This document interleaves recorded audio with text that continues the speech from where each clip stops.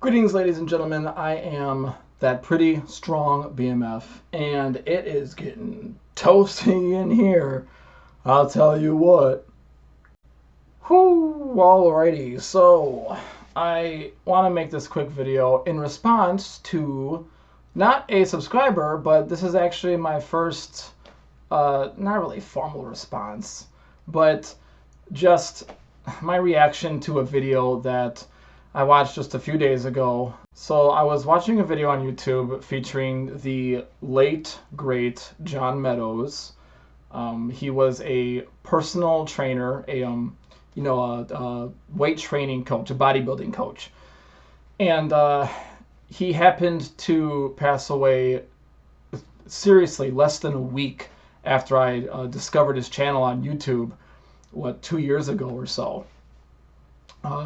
So I hardly got to see any new content from him, but his family or somebody keeps up with his channel, like they're in his channel and keep uploading his old videos, and people continue to watch them. They keep showing up as new videos.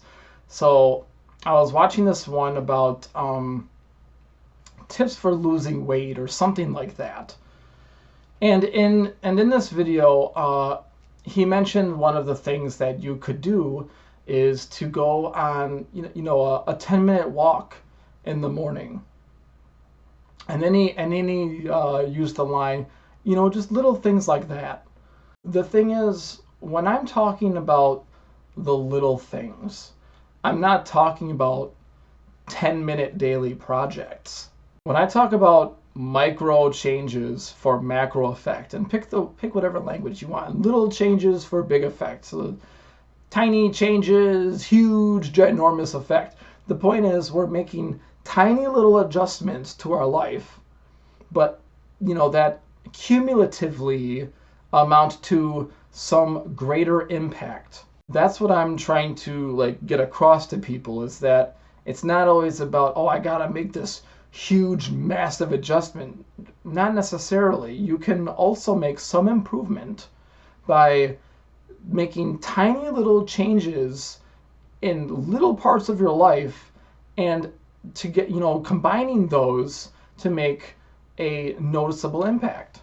So just as an example from my personal history, I like tuna a lot. Talk about tuna all the time on this channel. I really like tuna. I just had tuna tonight, like an hour ago. And I used to eat pickle relish in my tuna, and I don't anymore. The reason being, about a year ago, I think, I decided I was going to stop doing that, because that would be 15 or 20 calories with every serving of tuna that I wouldn't be consuming. Something like the 15, 20 calories. I don't even remember exactly what it was on the jar, but it's something like that. And let's say I were to eat tuna just twice a week, okay, which is probably about what I'm doing right now. I eat tuna maybe twice a week, maybe 2 to 3 times a week. So let's pick something in the middle. Let's just say I'm eating 20 calories of pickle relish for every serving of tuna that I have, and I'm eating it twice a week, so that's 40 or 60, so 50 calories a week. Now, if you compound that 50 calories, you multiply it by a factor of 52, because there are 52 weeks in a year. What do you got? 50 times 50 is 2,500 plus another 100, so 2,600 calories, if I did my math right. Yeah, 2,600 calories over the course of a year, just because I decided not to eat pickle relish. And that's one tiny thing.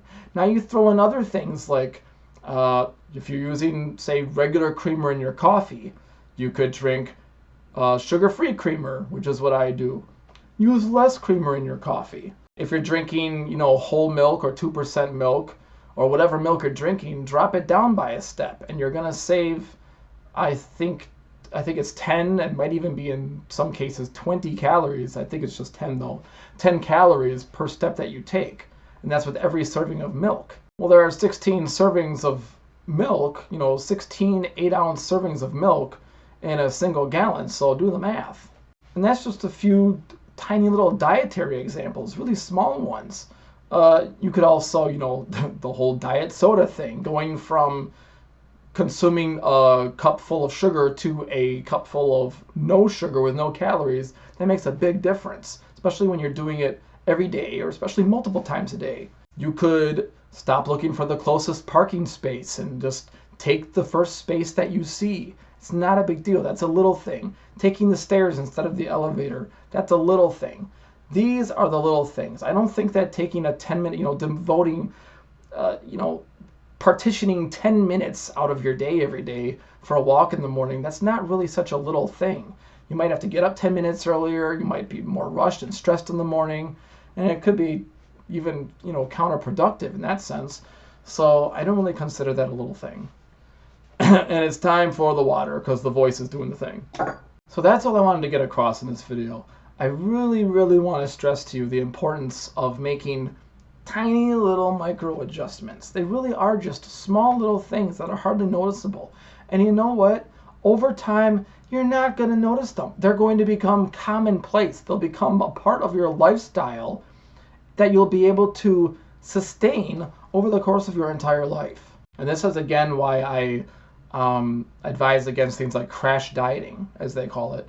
Just going on these like massive harsh diets for a week or 2 weeks at a time or a month at a time or whatever it is. Don't go on a diet. You want to alter your diet to suit the lifestyle that you want. If you can't sustain your diet over time, then in my opinion, your diet is meaningless. And why is it meaningless? Because you're going to go back to your old habits. So if you go on a big diet, this harsh diet for say 2 weeks, where you're cutting your calories by 1,000 or 1,500 a day or something crazy, and you put off all this weight, and you're like, cool, I did it. And then you go back to eating what you were eating before, you're just going to put the weight back on. So in the end, you lost anyway.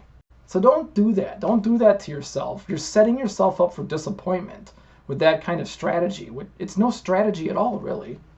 What you might want to do, and I never did this myself because frankly, I just thought of it on the fly right now.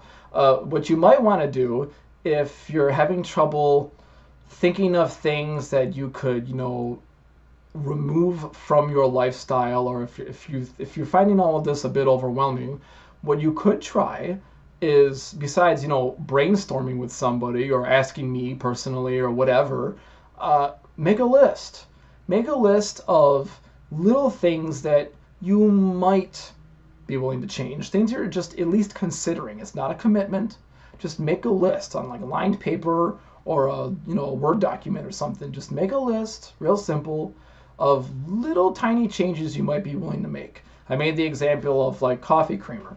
So if you think you might be willing to cut down your coffee creamer, if you use coffee creamer, if you don't, if you like a coffee black, that's nasty. But if you're not one of those insane people who drinks their coffee black and you use creamer as I do, then just simply put sugar-free creamer on the list. And then when your list is of a considerable size, you can go through that and consider what of these would you actually be willing to sacrifice. And I'm not trying to sound harsh or cynical about it, but it is with utmost sincerity that I suggest that if you cannot make any of these little micro changes that I'm talking about, then you will stay the same forever. Because if you can't make tiny little adjustments, you'll never be able to commit to something bigger. How are you going to devote yourself to, say, 30 minutes of training every day if you can't even take a parking space that's 5 spaces away from the space you actually want? Ain't gonna happen. So please, I would encourage you, especially if you're new to all this, and even if, forget what I just said, even if you're not new to this, okay, you still might have lots of room for making these micro changes. So just as you're going throughout your day, you don't even have to think of them all now. Just as you're going through your life, day to day, moment by moment, taking stuff out of the fridge and taking a walk and whatever you happen to be doing, moving from place to place, think to yourself, is there a way that I could perhaps make this a little more difficult, so that I burn more calories or get a little more exercise? Is there something I'm taking out of the fridge that maybe I don't really need? Maybe you love your salad dressings and your mayonnaise and all that kind of stuff. Maybe you could cut that in half. Seriously, people eat way too much salad dressing. If you can't see your salad past your dressing, there's a problem. All right, so that concludes this one. I just wanted to clarify what I mean when I'm talking about micro changes for macro effect. It's really nothing big. It might seem like a lot, but it's really not. I hope that encourages somebody out there. And as usual, as always, feel free to, contact me, message me, ask me something at work, or put something in the gosh darn comments below to boost that algorithm. And oh, before I forget, I do want to say thank you so very much to all of the people that did decide to finally subscribe to my channel. And some of you just got the notice, so that's fine. But there were many people who subscribed tonight during my Facebook ventures, my extended campaign. I was in that chair for 5 hours, over 5 hours straight. I was dehydrated. I never got up to even use the bathroom. When I stood up, my legs almost didn't move when I stood up. I was almost paralyzed. It was crazy. But my subscriber count went from 55 to it's now 66 or 67 or so. I think it increased more than 10. So thank you very much to everyone. It was a very for lack of a better word, profitable evening for me. So thank you. All right, I'm gonna shut up now. I will see you in the next video. Thank you for watching, and goodbye.